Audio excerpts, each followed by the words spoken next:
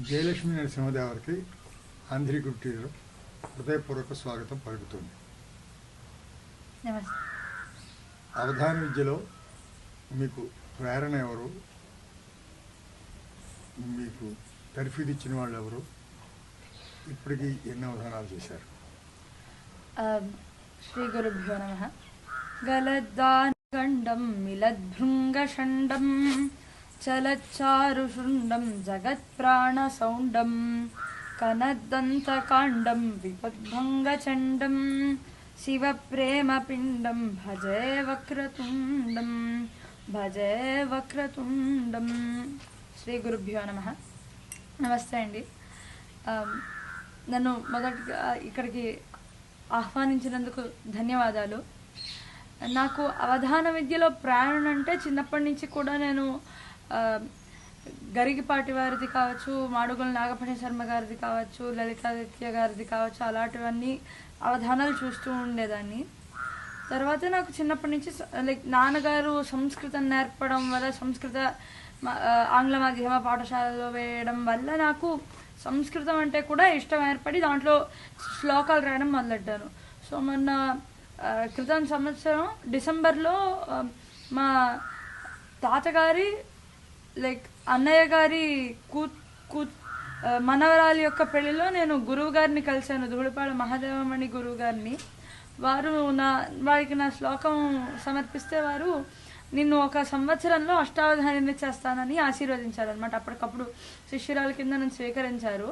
So అప్పుడు 10 monthsలోనే నా చేత వారణాసిలో విశ్వనాథ సన్నిధిలో అవధాన రంగ ప్రవేశం చేయించారు మొన్న అక్టోబర్లో. తర్వాత నేను ఫలిపాలెంలో ఒక అవధానం చేశాను. సో నేను ఇప్పటి వరకు ఒక 2 అష్టావధానాలు చేశాను. అది కాకుండా ముందర అభ్యాసం కింద ఒక చిన్న అభ్యాసావధానం కింద 2 చేయించారండి. అయితే సాహిత్య సభలు కాకుండా ఒక వివాహ వేడుకలో మీరు కలుసుకున్నారన్నమాట గురువు గారిని. అంతేనండి. అయితే సంస్కృతం ఎందుకు అనుకున్నారు? అంటే నాకు చిన్నప్పటి నుంచి ఫస్ట్ తాతగారు ఉమామహేశ్వర శాస్త్రి గారు వారు గొప్ప కవి తెలుగు భాషలో. తర్వాత నాన్నగారికి కూడా సంస్కృతం అంటే విపరీతమైన ఇష్టం. సో ఆయన నన్ను ఒక సంస్కృత ఆంగ్ల మాధ్యమ పాఠశాలలో, మామూలు పాఠశాల అనుకుని అలాంటి పాఠశాలలో వేశారండి. తర్వాత రెండో విషయం ఏంటంటే ఆయన కూడా కష్టపడి ఇంటర్నెట్ అదంతా చూసి సంస్కృతం నేర్చుకుని, అమ్మ కూడా సౌందర్యలహరి అంతా కంఠస్థం చేసి నా ముందర దాన్ని పడి అలా చాలా వాళ్ళు కూడా కష్టపడి నాకు సంస్కృతం నేర్పించారు. సో అప్పుడు అమ్మవారి అనుగ్రహం వల్ల, జగద్గురువుల ఆశీర్వచనం వల్ల కూడా నేను 4th year నుంచి 4వ ఏట నుంచే నేను సంస్కృతంలో శ్లోకాలు రాయడం మొదలెట్టాను. సో అది విని గురువు గారు అష్టావధానం చేయిస్తానన్నప్పుడు సంస్కృతంలో నేను ఎంచుకున్నాను.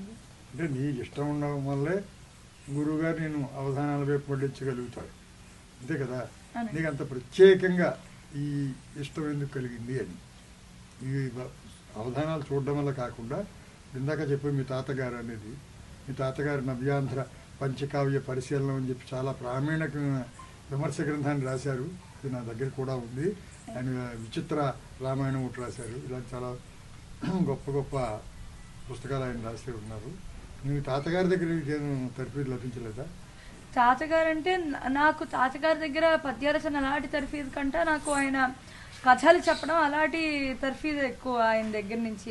మామూలుగా అంటే ఆయన కొంచెం పురాణాల నుంచి డీప్గా వెళ్ళి కథలు చెప్పడం, ఆయన దగ్గర విని నాన్నగారు అమ్మ కూడా నాకు పురాణ కథలు చెప్పడం. సో అమ్మ, నాన్న, తాతగారు వాళ్ళందరి దగ్గర నుంచి కూడా నాకు ఆ రకమైన తర్ఫీదు లభించింది.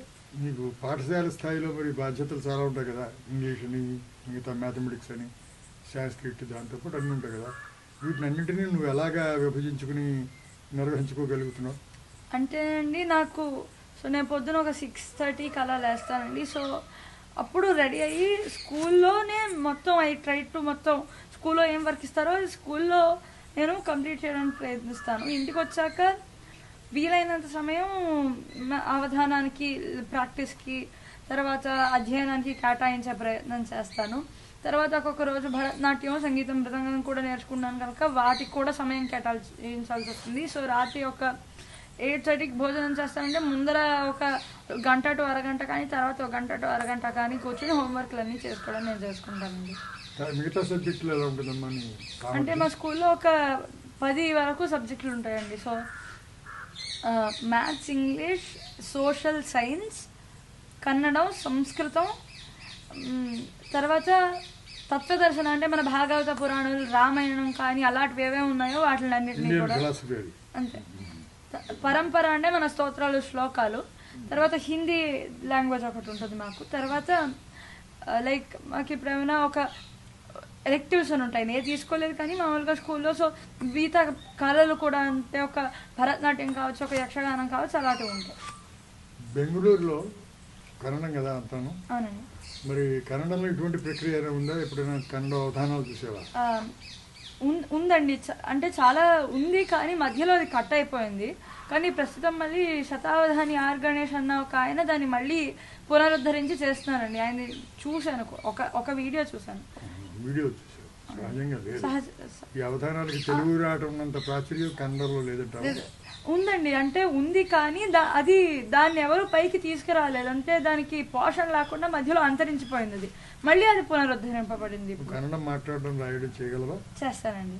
కన్నడంలో అవధానం చేసే ఉద్దేశం ఏదైనా ఉందా? అంటే ఇంకా చూడాలండి, అమ్మవారు అనుగ్రహిస్తే చేస్తాను. ఇది అష్టావధానంతో సరిపడతావా? మామూలుగా శతావధానం, సహస్రావధానం దాకా ప్రయత్నం చేయాలనుందా?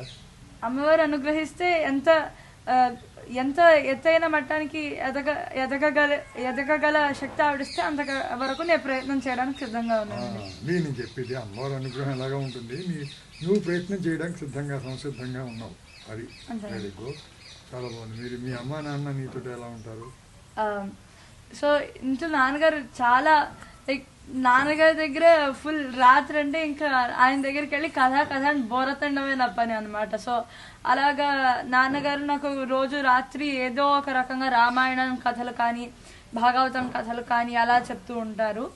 అమ్మ కూడా నాకు శ్లోకాలు కానీ, అమ్మవారి మీద ఒక భక్తి రావాలన్నా కానీ, సో అప్పుడప్పుడు అమ్మ దగ్గరికి ఎప్పుడు వెళ్ళినా కూడా అమ్మ నాకు అలాగా మాట్లాడుతూ ఉంటారనమాట నాతో. తర్వాత ఇంకో విషయం ఏంటంటే నాన్నగారు, సో నేను చిన్నప్పుడు ఇదొక చిన్న కథలా చెప్తాను. సో చిన్నప్పుడు నేను పళ్ళు తోలుకోవడానికి ఏడ్చేదాన్ని అనమాట. సో అప్పుడు హనుమ పందుంపులా నా కథ కనిపెట్టాం మేము. ఏంటంటే లైక్ హనుమంతుడు మొత్తం మన దేవుళ్ళు ఎవరైతే ఉన్నారో వాళ్ళందరూ కూడా నాతో పాటు ఉండి నాకు బ్రష్ చేయడం ఎలా నేర్పించడం అదొక కథ అనమాట. సో నాకు దానివల్ల ఏమైందంటే అప్పటి నుంచి నాకు దేవుళ్ళు అంటే ఎవరో దూరంగా ఉండేవాళ్ళు కాదు, మన ఫ్రెండ్సే, మన లోపల ఉండేవాళ్ళు, మన స్నేహితులు అన్న ఒక భావన కలిగేలాగా నాన్నగారు అమ్మ కూడా చాలా కృషి చేసి నాకు ఇలా సహాయం చేశారండి. సో తర్వాత కూడా నాకు ఎలాగంటే అండి, సో నాకు స్కూల్లో ఫ్రెండ్స్ కంటే నాకు దేవుళ్ళే, హనుమంతుడు, రాముడు, కృష్ణుడు, వీళ్ళే నాకు ఒక ఫ్రెండ్స్ టైప్లో. సో ఎప్పుడైనా స్కూల్లో కష్టం అనిపించినా లేకపోతే నాకు ఏమైనా సుఖం వచ్చినా ఫస్ట్ నేను గణేశుడితో, తర్వాత కుమారస్వామితో, అమ్మవారితో, శివుడితో, సో వీళ్ళతో ఫస్ట్ పంచుకుంటాను. సో అలాగా నాకు అమ్మ నాన్న కూడా నాకు చాలా సహాయం చేస్తున్నారండి. వాళ్ళతో పంచుకోవడం వల్ల నీకు ఏమనిపిస్తుంది? అదనంగా ఏమైనా ప్రయోజనం ఉందా? నీ ప్రయత్నం చేయాలి కదా. అంటే చాలా ప్రయోజనం ఉందనిపిస్తుందండి. అంటే ఇప్పుడు నాకు స్కూల్లో పెద్ద ఫ్రెండ్స్ ఎవరు లేరు. సో అక్కడ స్కూల్కి వెళ్ళినప్పుడు నాకు ఒక్కనే ఉండవు, కొంచెం అదోలా అనిపించినప్పుడు కూడా వాళ్ళు నాకు కూడా ఉన్నారన్న ఒక దీంతో నేను స్కూల్లో సో ఏదైనా ఒక డౌట్ వచ్చినా వాళ్ళని అడిగినట్టు అనుకోవడం. సో దానివల్ల నాకు చాలా ప్రయోజనాలు అవుతాయి. అంటే ఇప్పుడు ఒక మ్యాథ్స్ డౌట్ వచ్చినప్పుడు కొంచెం పక్కన పెట్టి దీని గురించి ఆలోచించి మళ్ళీ చేసినప్పుడు I get a better result. Friends తక్కువ ఉండని కారణం ఏమోనండి, నాకు తెలీదు. అంటే వాళ్ళు నీ స్థాయికి స్నేహితులు కనపడే వాళ్ళు దొరకలేదు? ఉన్నారు కానీ లైక్ నాకు నిజమైన స్నేహితులు ఎవరో ఇంకా దొరకలేదు. నిజమైన స్నేహానికి నిర్వచనం చెప్పగలవా? భర్తృహరి గారు చెప్పినట్టు పాపా నివారయతి యోజయతే హితాయ గుహ్యా నిగూహతి గుణాన్ ప్రకటీకరోతి ఆపద్గతం చ నజహాతి దదాతి కాలే సన్మిత్ర లక్షణమితం ప్రవదంతి సంతాహ. లేబడి నుంచి మిత్రుడి లక్షణం బలపలగలుగుని ఏనుగు లక్షణం అనువాదం ఉంది కదా. అంతేనండి. బాగుంది. నువ్వు ఇందుకే ఇక్కడ ఈ పల్లిపాలెం గురించి ఏమైనా 4 మాటలు చెప్తావు. నువ్వు నీకు ఏం తెలుసుకున్నావు? సో పల్లిపాలెం అంటే నాకు ముందరి నుంచి కాదు, చాలా అనుబంధం ఉన్న క్షేత్రం ఇది. ఎందుకంటే ప్రతి సంవత్సరం కూడా ఇక్కడ తాతపూటి రామకృష్ణావధాని గురువు గారు ఉండేవారు కదా, వారి దగ్గరకు వచ్చి ప్రతి ఏటా వారు ఉన్నంత కాలం కూడా వచ్చి ఆశీర్వచనం తీసుకునేదాన్ని. సో ఇక్కడ నాకు అలా సంబంధం ఉంది. అంతేకాకుండా మా మామగారి చెల్లెలు బుల్లిమామ అని పిలుస్తాము, ఆవిడ పేరు లక్ష్మీదేవి. నిజంగా ఆవిడ ఇక్కడ వెంకటరామకృష్ణ కవుల మీద ఆవిడ పిహెచ్డి చేశారనమాట. సో ఆ రకంగా కూడా నాకు ఈ క్షేత్రంతో అనుబంధం ఉంది. రామకృష్ణ కవుల సారస్వత పరివేశ్య లక్ష్మీదేవి గారి పిహెచ్డి గ్రంథం ఎస్వి జోగారావు గారి గైడ్ దానికి. అవునండి, చదివావా పూర్తిగా? చదువుతూ ఉన్నానండి, ప్రస్తుతం మొన్న మొదలెట్టాను. నా దగ్గర ఉందండి. మీకు అవధాన విద్యా సర్వస్వం అనే పుస్తకం ఇచ్చాం కదా, అది రాసిన ఏకాంబరాచార్య గారు ఈ ఊరు వాడే, మా సూర్యశాస్త్రి గారు. అంటే ఆయన శిష్యుడే, సూర్యశాస్త్రి శిష్యుడే. ఆయన అక్కడ హైదరాబాద్లో చాలా హార్టికల్చర్ డిపార్ట్మెంట్లో చాలా పెద్ద ఉద్యోగం చేసి శ్రీవంతి పొందాడు. ఈ మధ్యన కరోనా కాలంలో వెళ్ళిపోయారు ఆయన. అందుకని నీకు ఆయన రాసినటువంటి అవధాన విద్యా సర్వస్వం అనేది ఇచ్చాం. అటువంటి తర్వాత భాగంలో నీకు కూడా చోటు ఉండాలని చెప్పి ఆశిస్తున్నాం, ఆశీర్వదిస్తున్నాం. మరి ఇంకా ఏమైనా చెప్పదలుచుకున్నాను అంటే నాకు పలిపాలెంలో ఇంకోటి కూడా ఏం చెప్పాలనుకున్నానంటే, నేను మా తాతగారు నరసింహదేవురు ఉమామహేశ్వర శాస్త్రి గారు ఉన్నారు కదా, వారి గురువు గారు శ్రీ మధునాపందుల సత్యనారాయణ శాస్త్రి గురువు గారు కూడా ఇక్కడే పుట్టి పెరిగిన వారు. అంచేత నాకు గురుస్థానం కూడా అయింది పలిపాలెం. ఇది నా సౌభాగ్యం కింద భావిస్తాను. Very good. కానీ ఒకటి మాత్రం ఉంది, ఆంధ్రీ కుటీరం ఆయన స్థాపించిందే. మీ తాతగారి గురువు గారు స్థాపించిన ఆంధ్రీ కుటీరం, దాంట్లోనే నువ్వు చేసావు మొన్న. చాలా సంతోషిస్తున్నాం. Thank you very much. ఒకసారి మా సారంగ తరఫున నీకు ఒక కానుక.